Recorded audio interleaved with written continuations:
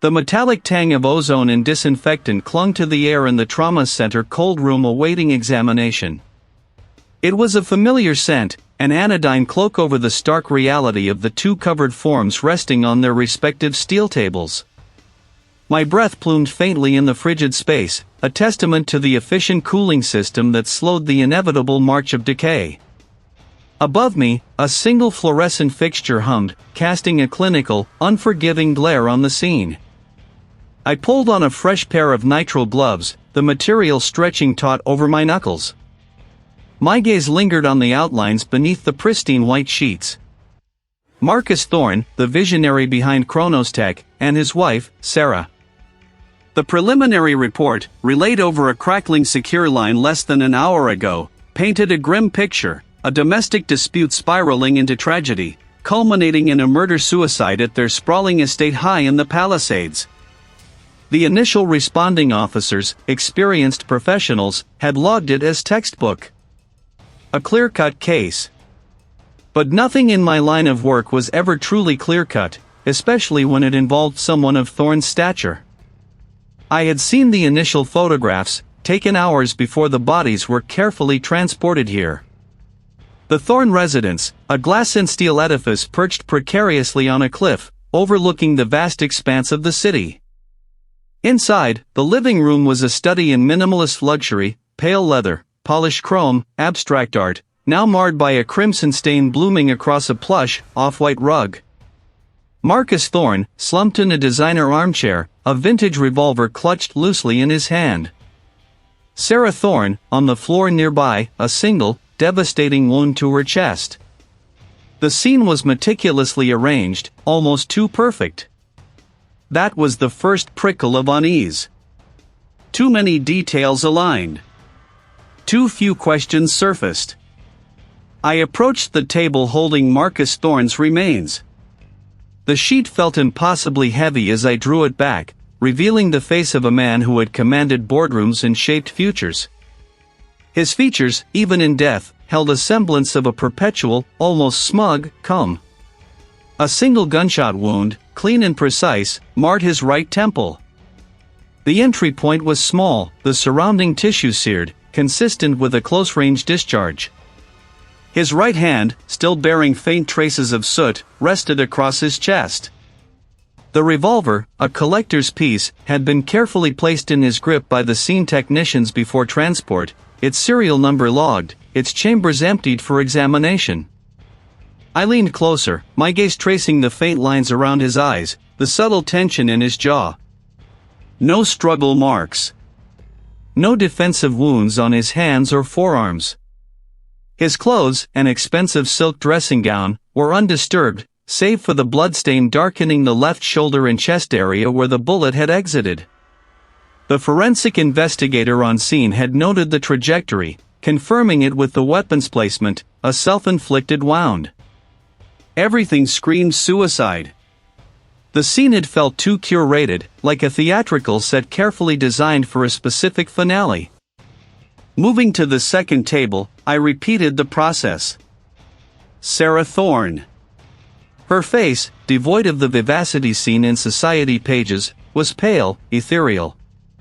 Her wound was starker, more brutal. A single, gaping hole in her chest, directly over her heart. The initial report indicated a struggle, based on the disarray of a nearby end table and a broken vase. But her delicate hands, too, were unmarked. No broken nails, no torn cuticles, no defensive scratches.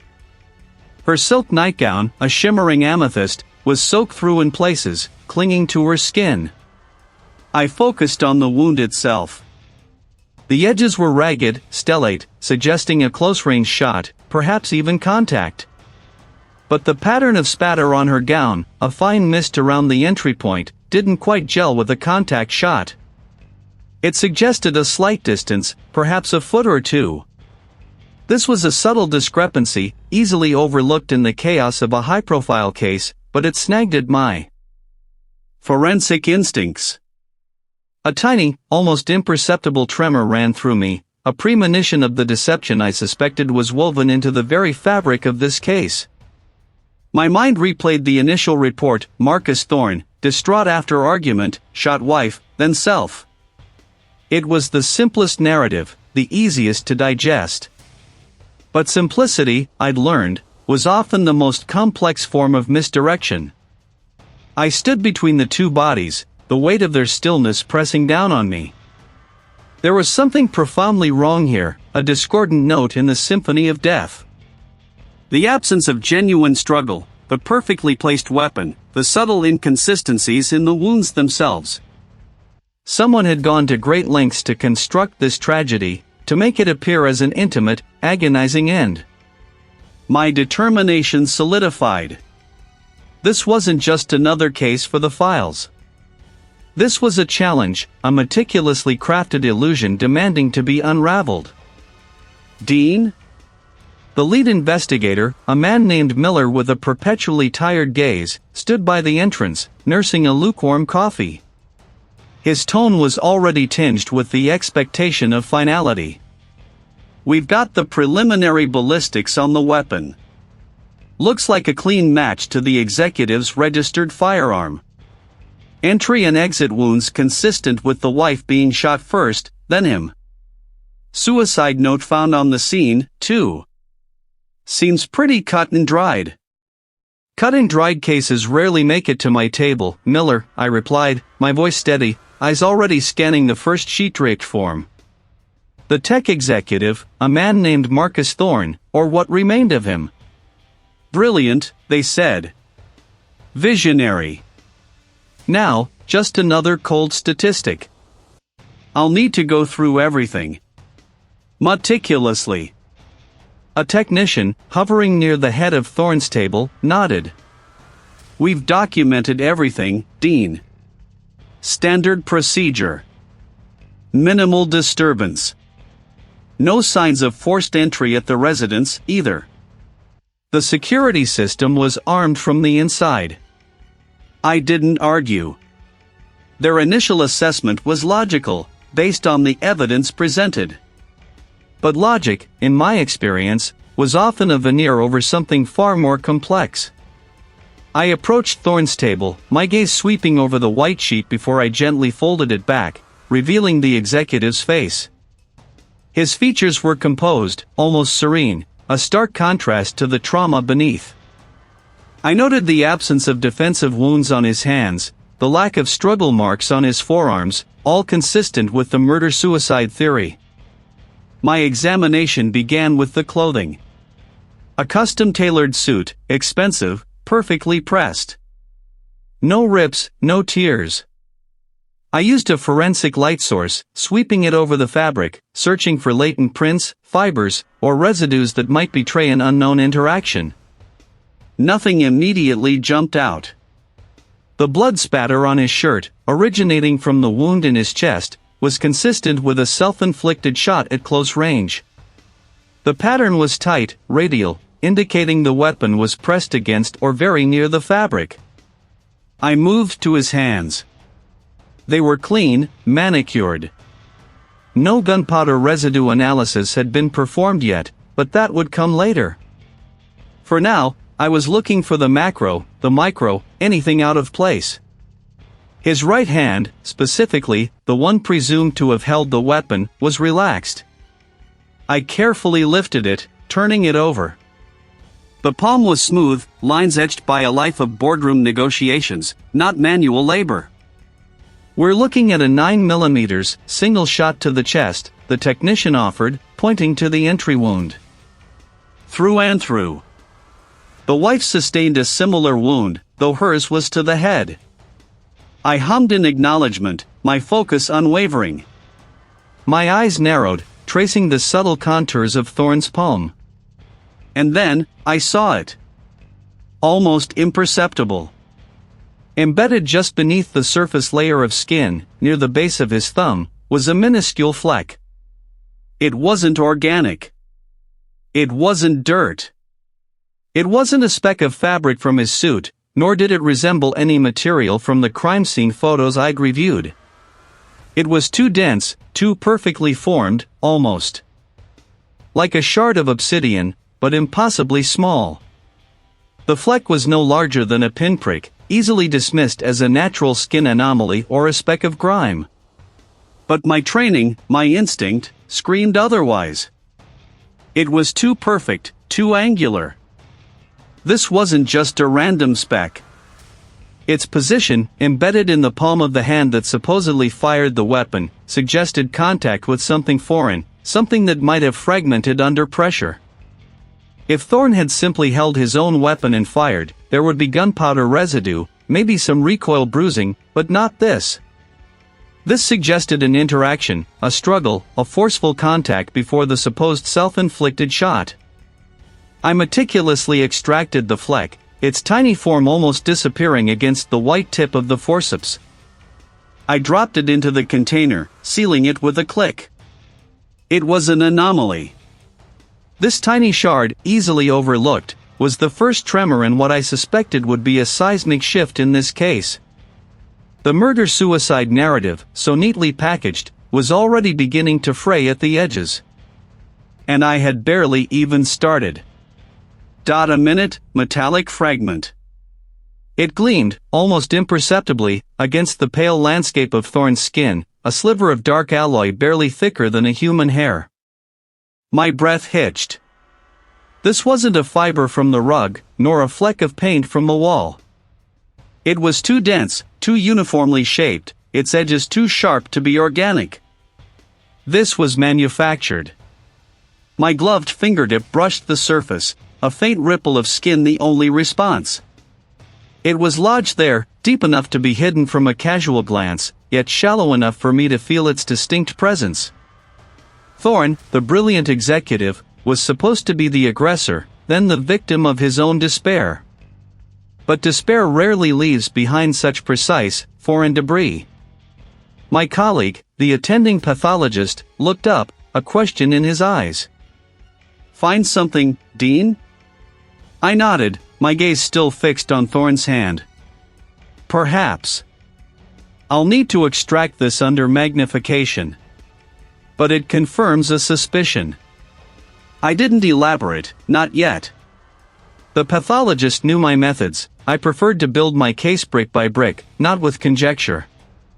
The fluorescent lights of my workspace hummed a familiar drone as I peeled off my gloves. The initial reports were stacked neatly on my desk, a grim narrative waiting to be picked apart. I started with ballistics. The lead detective had painted a clear picture. Thorn had used his own service pistol, firing 2 shots into his wife, then 1 into himself. I picked up the 2 spent casings recovered from the master bedroom. They were .40 caliber, consistent with the weapon. The rifling marks on the recovered projectiles, however, told a more nuanced story. I ran the bullets through the comparative microscope, aligning them with test-fired rounds from Thorn's pistol. The striations matched, no question. But the deformation. The entry wounds in the wife suggested a fairly direct path, minimal obstruction. The round that ended Thorn's life, though, was slightly more flattened, its nose subtly mushroomed. It spoke of striking something denser than soft tissue before lodging. The detective's report indicated Thorn was found slumped against the headboard. A direct shot, unimpeded. Yet, the bullet suggested otherwise. It was a minor discrepancy, easily dismissed by an untrained eye, but it snagged in my mind like a burr. My internal database of impact dynamics churned, suggesting scenarios that didn't quite fit the given narrative. Next, toxicology. I pulled up the preliminary report, my eyes scanning for any irregularities. The wife's system was clean, no alcohol, no illicit substances, no sedatives. Thorn's was equally pristine. Not even a trace of the beta blockers he was reportedly prescribed for stress. For a man supposedly driven to murder-suicide, the absence of any mood-altering chemicals was jarring. Despair often manifested with self-medication, a desperate attempt to dull the edges of reality. This clinical emptiness felt artificial, almost too perfect. It was the kind of result you'd get from someone meticulously planning their demise, Or, more disturbingly, someone else planning it for them. Dean, Digital Forensics just sent over their initial findings. The voice belonged to a junior analyst, poking her head into my lab. She held a tablet. "Bring it in," I instructed, my mind already anticipating another layer of the curated illusion. She placed the tablet on my desk, swiping through the files. Their online presence was immaculate. Both of them. Social media accounts, financial records, email exchanges, everything paints a picture of a perfectly content, successful couple. No arguments, no financial stressors, no hidden accounts, no suspicious communications. Even their browsing history is mundane. Too clean? She nodded, her brow furrowed. Exactly. Most couples, especially those under high-pressure corporate environments, have some digital friction. A late bill, a forgotten anniversary gift search, a heated email exchange. These two were like a stock photo of domestic bliss, online at least. My fingers tapped rhythmically on the desk. The metallic fragment from Thorne's hand, the anomalous bullet deformation, the suspiciously clean toxicology, the impossibly perfect digital footprint. Each piece, on its own, might be an outlier. The killer wasn't just a murderer. They were a meticulous architect, a master manipulator who understood the nuances of forensic investigation. They hadn't just ended lives, they had meticulously crafted a narrative, a story designed to mislead, to deflect, to close the case before it ever truly opened. I was no longer just investigating a death. I was unraveling a carefully woven deception, and the person behind it was far more intelligent, and far more dangerous, than anyone currently suspected. The tension in the room thickened, a palpable presence I could almost taste. This was just the beginning. Fluorescent tubes hummed overhead, casting a sterile, unwavering light that bleached the color from everything, including the taut lines of my own reflection in the steel cabinet. Thorne's body lay on the gurney before me, covered by a sheet that offered little comfort against the glacial air. The initial reports had been filed, the preliminary examinations completed. Standard procedure, quickly pointing to the neat, tragic narrative of a murder-suicide. But I wasn't interested in neat. I pulled the sheet back, revealing Thorne's still form. His features, usually sharp and animated in life, were now frozen into an expressionless mask. My gaze swept over him, slow and deliberate, a familiar ritual of re-evaluation. I had spent hours poring over the photographs, the initial forensic notes, the vague, unsatisfying conclusions.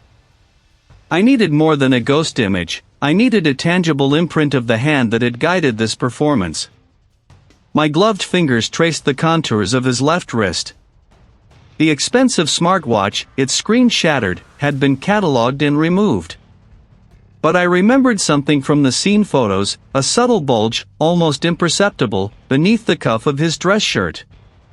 The shirt itself had been cut away for initial examination, but that particular section, near the wrist, was still mostly intact, folded awkwardly. The fabric was fine Egyptian cotton, dark blue. It wasn't decorative. Its surface was a dull, matte gray, contrasting subtly with the threadwork. It registered an unusual density under my touch. This wasn't standard apparel. My precision tweezers carefully separated the threads, liberating the tiny disc. It was a microbiometric sensor, clearly custom integrated. Thorne, ever the innovator, would have worn something like this without a second thought, perhaps monitoring his stress levels or sleep patterns. The initial investigators, focused on the obvious wounds and the gun, had simply catalogued it as part of the clothing, overlooked its true nature. I carried the sensor to my mobile analysis station, a reinforced Pelican case that held the specialized tools of my trade. The case hummed softly as I powered it up, the small screen glowing a vibrant blue in the dim room. I connected the sensor to a universal port, initiating a data extraction protocol. The progress bar crawled across the screen. My eyes fixated on it, willing it faster. A flood of data scrolled down the screen: heart rate, blood pressure, skin conductance, body temperature. Standard biometric readings.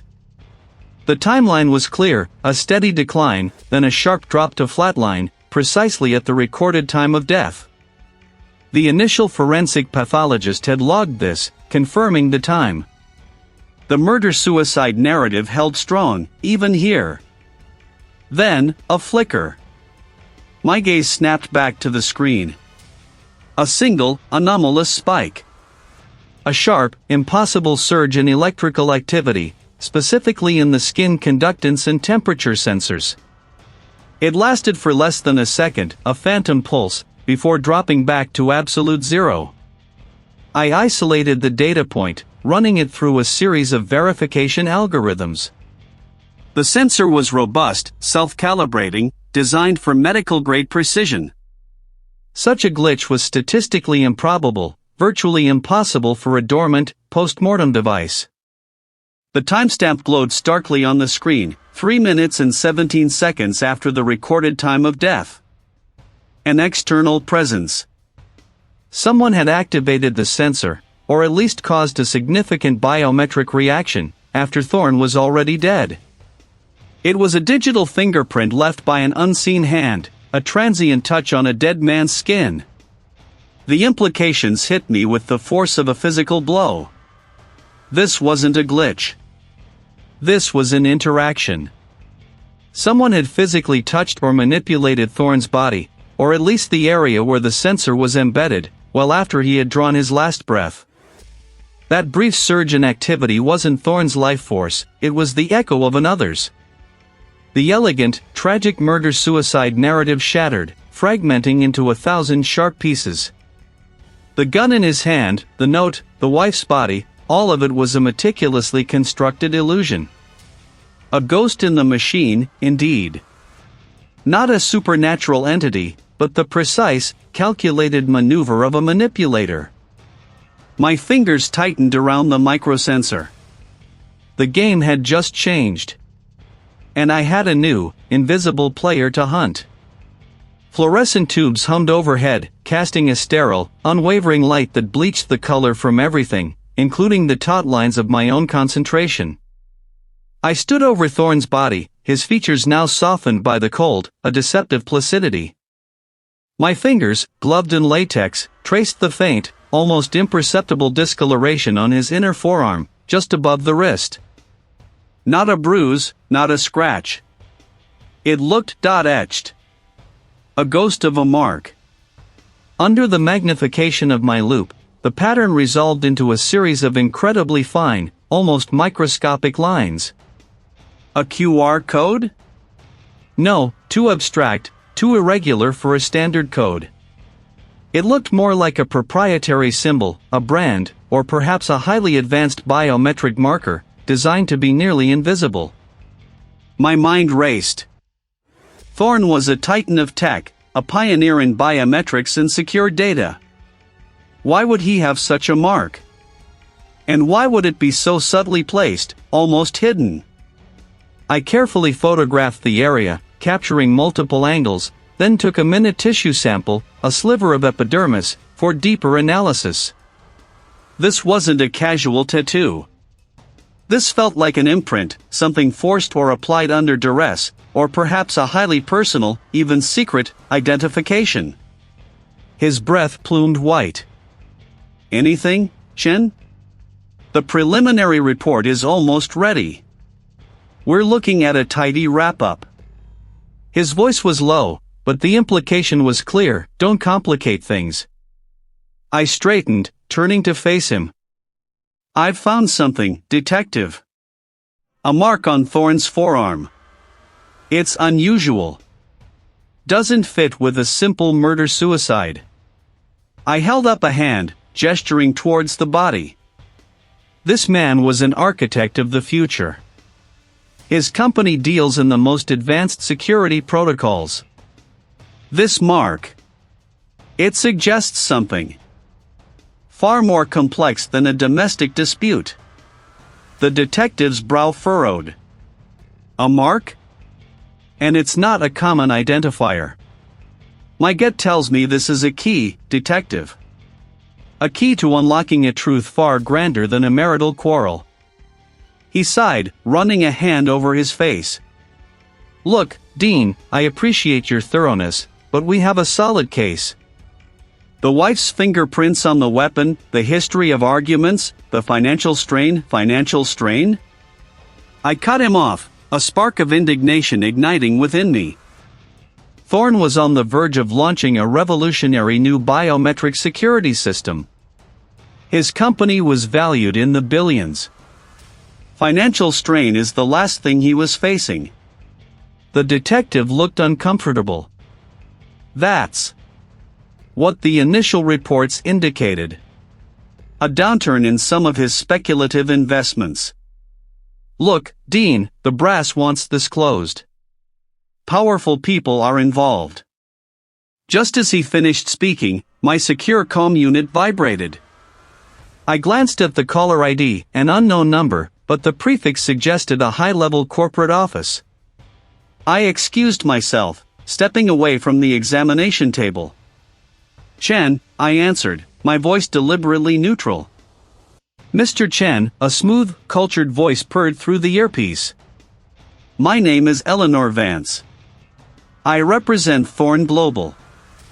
We understand you're still processing the evidence regarding Mr. Thorne's untimely demise. Her tone was polite, almost deferential, but I heard the steel beneath it. I am conducting a thorough forensic examination, Miss Vance, I stated, my eyes flicking to the detective, who was pretending to be engrossed in his clipboard. Of course. And we appreciate your dedication to accuracy. However, we also understand the emotional toll such an event can take. The family, the company. Everyone is eager for closure. The official narrative, as it stands, seems quite clear. A tragic, but ultimately private, matter. My grip tightened on the comm unit. The evidence will speak for itself, Miss Vance. My findings will be based solely on objective data. A soft, almost imperceptible laugh on the other end.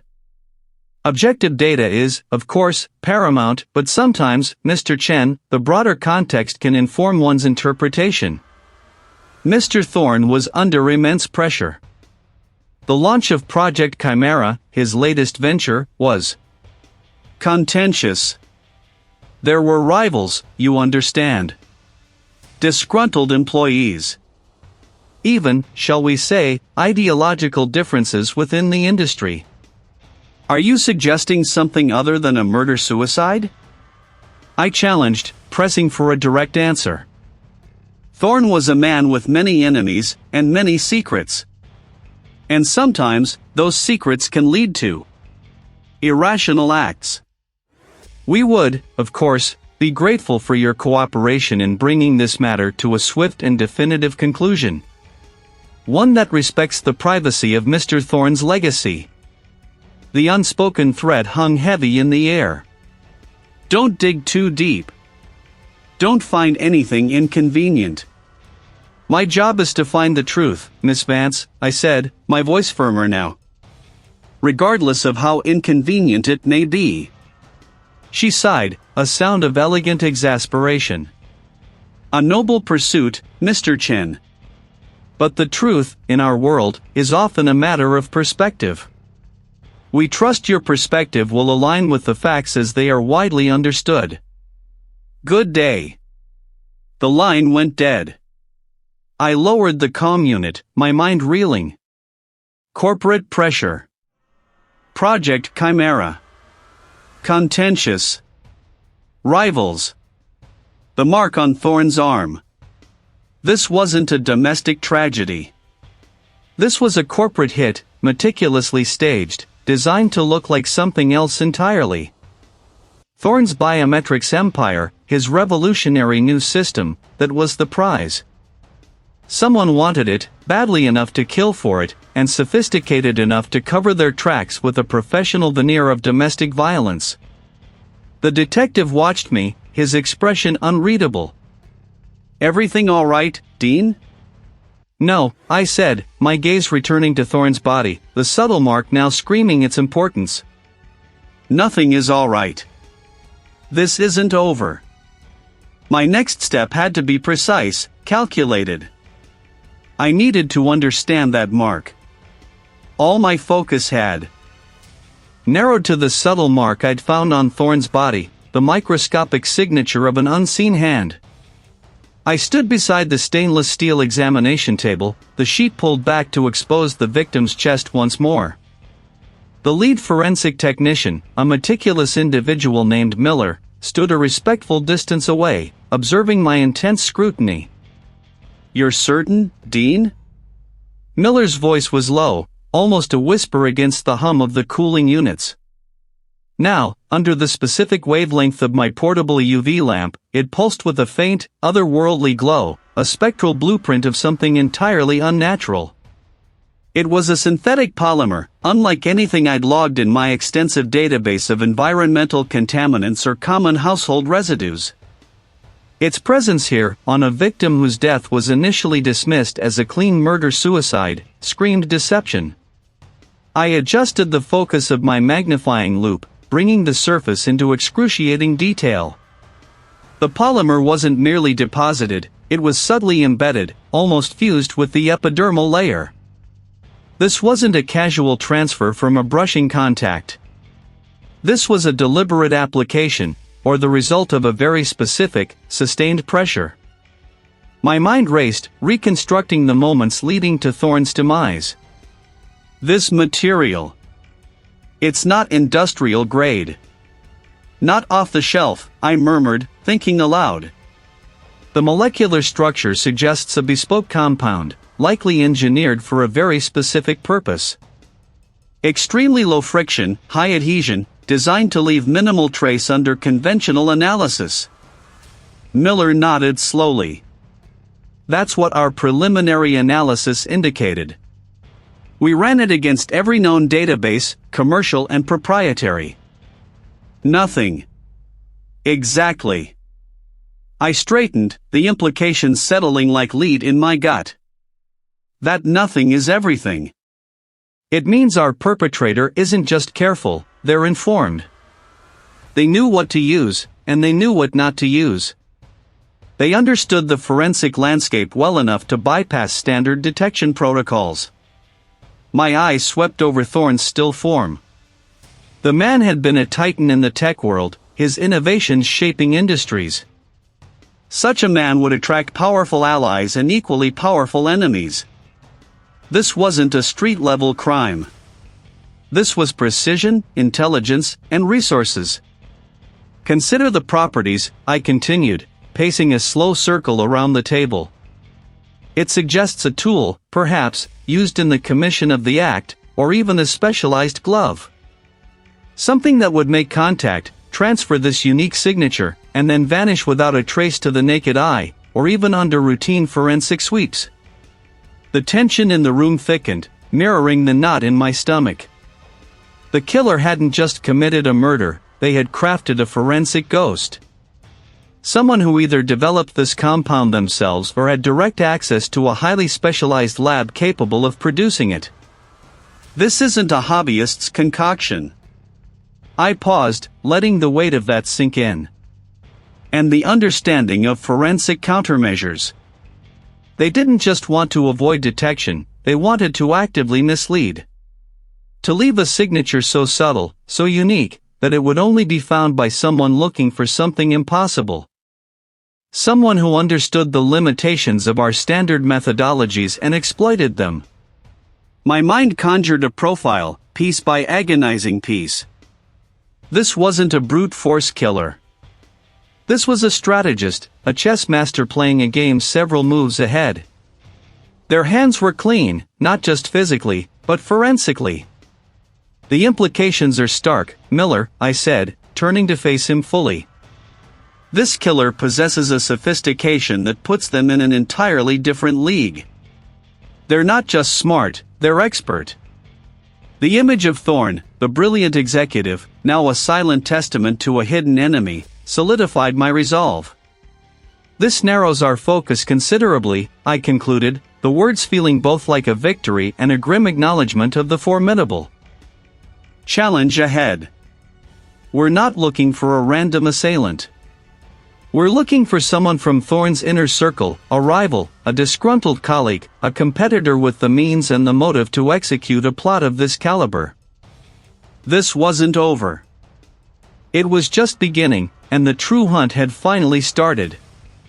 The air, thick with the faint scent of disinfectant and something metallic, seemed to hum with the weight of what I knew. My fingers, still numb despite the gloves, traced the final printout spread across the stainless steel table. Each graph, each biometric data point, each timestamp log screamed the same truth. The illusion, as I'd called it, wasn't just crumbling, it was shattered. I pulled out my phone, the screen a glowing beacon in the dim light. The lead detective's number was already highlighted. I hesitated, just for a breath, picturing his face, tired, cynical, always ready to dismiss the forensic details as lab speak. But this wasn't lab speak. This was undeniable. "Detective," I stated, my voice steady, "I have it all. The entire scenario. It wasn't a murder-suicide." A pause stretched on the line, punctuated by the faint static of a distant radio. "Shen, you said that a week ago. We closed the case. Suicide murder, confirmed by the initial scene." His tone was flat, resigned. "No, you thought it was confirmed. I have the proof. I need you and your senior team here. Now. And bring the executive assistant. She needs to hear this firsthand." I bypassed his skepticism, injecting a quiet authority into my words that surprised even me. This wasn't a request. It was a declaration. A frustrated sigh escaped him. "Chen, what are you talking about? The executive assistant? Why?" "Just trust me," I pressed, "or this killer walks. And they're not who you think they are." He muttered something I couldn't quite catch, but the line went dead, signaling reluctant agreement. I spent the next 15 minutes arranging my evidence, the magnified images of the biometric scanner's tamper marks, the analysis of the specialized adhesive used to affix the falsified thumbprint, the timestamp discrepancies in the security logs, and the financial records that had finally clicked into place. My presentation had to be watertight, leaving no room for doubt. The door to the cold room hissed open, letting in a gust of warmer air and the low murmur of voices. The lead detective entered first, his shoulders hunched, followed by two other senior officers and, conspicuously, the executive assistant. Her face was pale, drawn, her eyes darting between us, a flicker of apprehension in their depths. She clutched a designer handbag to her chest, a shield against the unsettling environment. "Chen," the lead detective began, his voice laced with impatience, "you'd better have something more than another theory about a rigged biometric lock. We've got other cases." I met his gaze, unflinching. "This isn't a theory. It's a reconstruction. An irrefutable timeline of deception." I gestured to the table. "I want you to look at this." I began with the core of the deception, the biometric authentication system. The victim, Thorne, had an advanced system. Not just fingerprint, but subdermal vascular mapping. Near impossible to fake without specialized equipment, or an insider. I pointed to a magnified image. "These microabrasions around the scanner port? They indicate a custom, single-use application of a synthesized print, not a genuine one. And the thermal signature from the scanner registers a dead tissue response, inconsistent with a living finger, even a freshly deceased one." The lead detective leaned in, his brow furrowed. "Dead tissue? You're saying someone used a dead print?" "No," I corrected, "I'm saying they used a highly sophisticated, fabricated biometric dataset, applied with extreme precision, designed to mimic a living print for a single use. The actual input was a thin, bioengineered skin layer, affixed with a solvent that evaporated almost instantly, leaving behind these faint residues. I pushed forward a petri dish with a barely visible shimmer. Trace evidence. Molecular analysis confirmed the compound. This isn't off-the-shelf tech. I moved to the next set of printouts. The corporate espionage angle isn't just a motive, it's the mechanism. Thorne was developing a new encryption protocol. Highly sensitive. Someone wanted it. Someone who knew the details, the timeline, and Thorne's habits intimately. The data wasn't stolen through the network. It was downloaded directly from his secure terminal, after his death, but before the suicide was staged. I showed them the security logs, highlighting the timestamp discrepancies. The system recorded Thorne's biometric access at 2:17. His wife's at 2:23. The suicide scenario claims she killed him, then herself. But the data download from Thorne's terminal occurred at 2:35.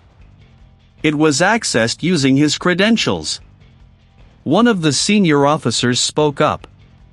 So, someone else was there, after the deaths? Exactly, I affirmed. Someone with access to the manufactured biometric print, someone with knowledge of the system. Someone with a motive to acquire Thorne's data while simultaneously eliminating him and framing his wife. My eyes swept across the faces, landing on the executive assistant. Her grip on her handbag tightened, her knuckles white. She avoided my gaze, staring at the floor. The financial records, I continued, pushing a final set of documents across the table. A series of anomalous transfers from a shell corporation, routed through offshore accounts, all converging into a single private account. An account belonging to a key employee with privileged access. Someone who handled all of Thorne's most sensitive communications and schedules. Someone who knew the access codes, the security protocols, and who had the opportunity to plant the fabricated biometrics. I let the implication hang in the air, thick and heavy. The lead detective's eyes narrowed, following my gaze to the executive assistant. It's an insider. The executive assistant. She leveraged her intimate knowledge, her access to Thorne's personal biometrics for legitimate work purposes, and her familiarity with the advanced system to orchestrate the perfect crime. She fabricated the biometric, gained access, executed Thorne, downloaded the data, then used the same method to stage the wife's death, making it look like a murder-suicide. The Shell Corporation payments? Her payoff for the stolen intellectual property. The executive assistant finally looked up, her eyes wide. The fact that only you, had the consistent, unchallenged access to Thorne's secure workspace necessary to plan and execute this with such meticulous detail, I countered, stepping closer. And the motive? Greed, pure and simple, fueled by corporate espionage. The lead detective moved swiftly, a silent command to his officers. Ma'am, he said, his voice now devoid of any previous skepticism, I'm afraid we're going to have to ask you to come with us. Her face crumpled, not in sorrow. In a sudden, sharp defeat. The phantom had been caught. Her face crumpled, not in sorrow, but in a sudden, sharp defeat. She dropped her handbag with a soft thud, the sound echoing in the sterile cold room. The air grew impossibly colder, not from the chill of the room, but from the sudden, stark reality of her unmasking. The phantom had been caught. I watched her, the detective by my side, his gaze unwavering. The silence stretched, thick and heavy, punctuated only by the low hum of the ventilation system. All the fragmented data, the anomalies, the impossible contradictions, they were about to coalesce into a single, horrifying truth. It was never a murder-suicide. Was it? I asked, my voice cutting through the tension, flat and steady. You killed them both. She raised her head slowly. Her eyes, once so guarded, now held a glint of something I couldn't quite place, a strange mix of resignation and defiant pride. He deserved it. She stated, her voice surprisingly calm, almost conversational. All of it. Every last bit of it. The detective stepped forward, his presence filling the space. Start from the beginning. The core of Project Chimera. He stole it. Patented it under his name, pushed me out, then offered me a token consultant role as if I were some junior intern. Her lip curled in disgust. He built his empire on my genius, and then had the audacity to condescend to me. My mind raced, connecting the dots. Project Chimera was the groundbreaking biometric security system that had put the tech executive on the map. It was designed to be unhackable, to verify identity with unprecedented accuracy. She knew. He was always complicit, enjoying the spoils of his theft. She even encouraged him to cut me out, fearing my influence. Her eyes narrowed. They both had to go.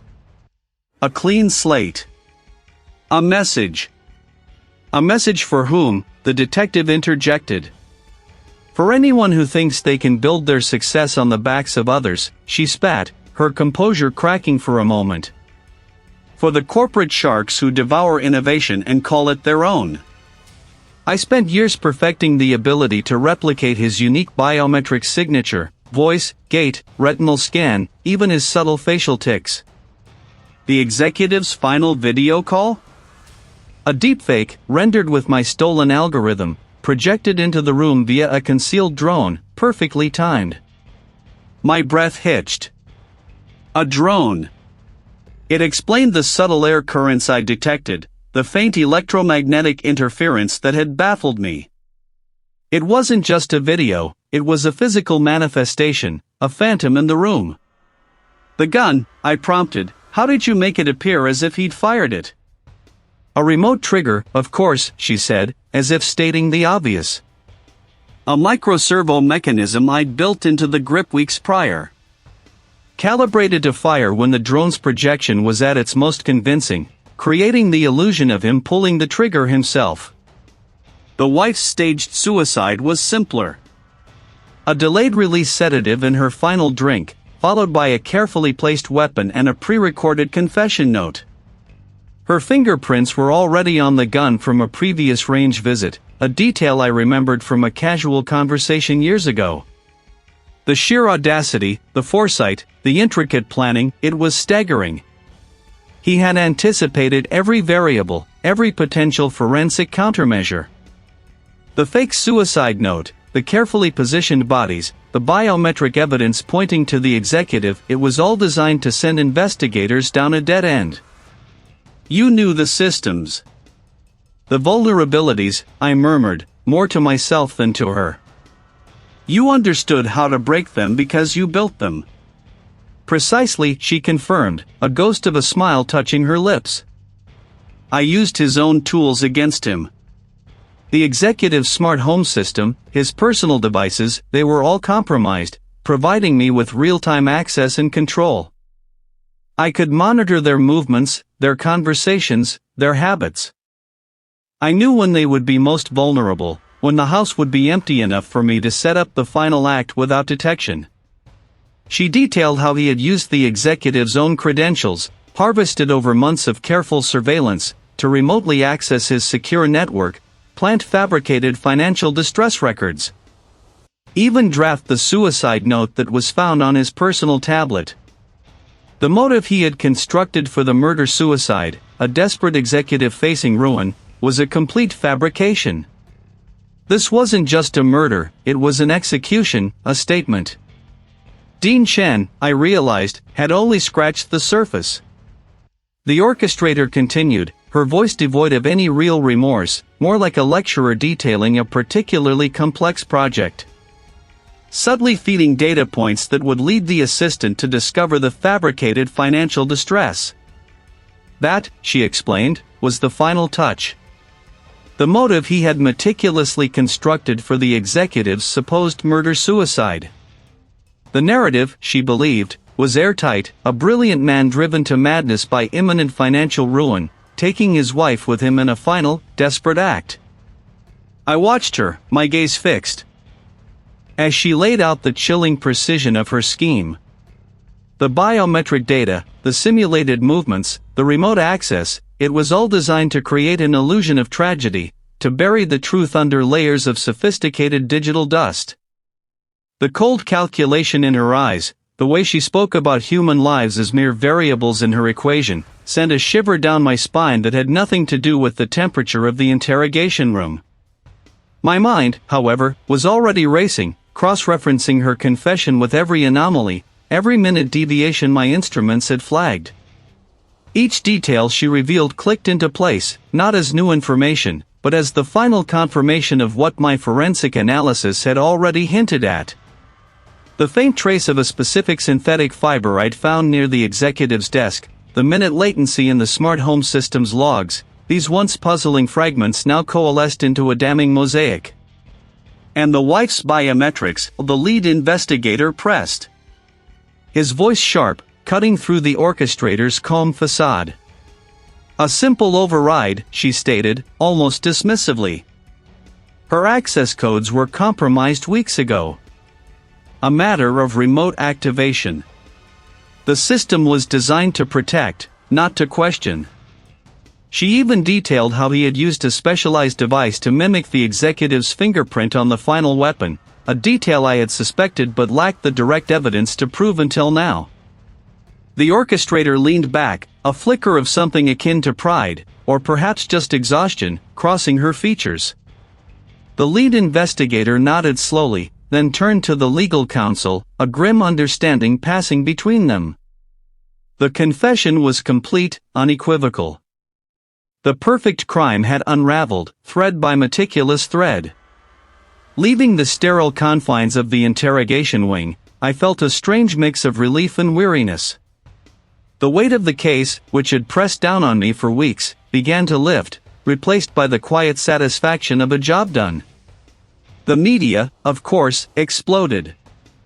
The initial reports of a tragic murder-suicide were swiftly replaced by headlines screaming of corporate espionage and calculated murder. The public narrative, once so firmly entrenched, was shattered, replaced by the harsh, unvarnished truth. It was a testament to the quiet, often unseen work performed far from the glare of cameras. The air was crisp, carrying the faint, metallic scent of disinfectant. On a stainless steel table, covered by a sheet, lay what remained of the physical evidence from the case, a silent testament to the lives lost and the intricate web of deceit spun around them. The executive's tablet, the weapon, the smart home controller, all tagged, catalogued, and now awaiting final disposition as part of the legal proceedings. I ran a gloved hand over the cool steel surface, my mind replaying the countless hours spent hunched over microscopes, analyzing digital footprints, dissecting every minute detail. Each piece of evidence, no matter how small, had a story to tell, a truth to reveal. It was in these silent battles, fought in the hushed solitude of the lab, that the real victories were won. There was no fanfare, no grandstanding, just the relentless pursuit of facts, the patient piecing together of a narrative that the perpetrators had tried so desperately to obscure. The orchestrator's arrogance, her belief in the infallibility of her plan, had been her ultimate undoing. He had underestimated the tenacity of forensic science, the dedication to pushing beyond the obvious, to questioning every assumption. The triumph wasn't just mine, or the investigative team's, it belonged to the very discipline itself. It was the triumph of objective truth over subjective deception, of irrefutable data over carefully constructed lies. I thought of the executive, his brilliant mind extinguished, his reputation almost tarnished beyond repair. And his wife, an innocent casualty in a corporate power play, her memory nearly stained by a false narrative.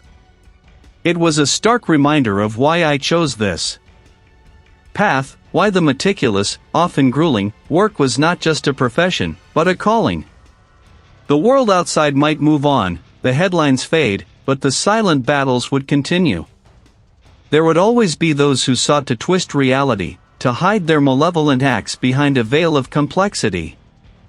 My commitment to this calling, to the intricate dance of evidence and revelation, felt stronger than ever. It was a profound and enduring responsibility, one I accepted without hesitation.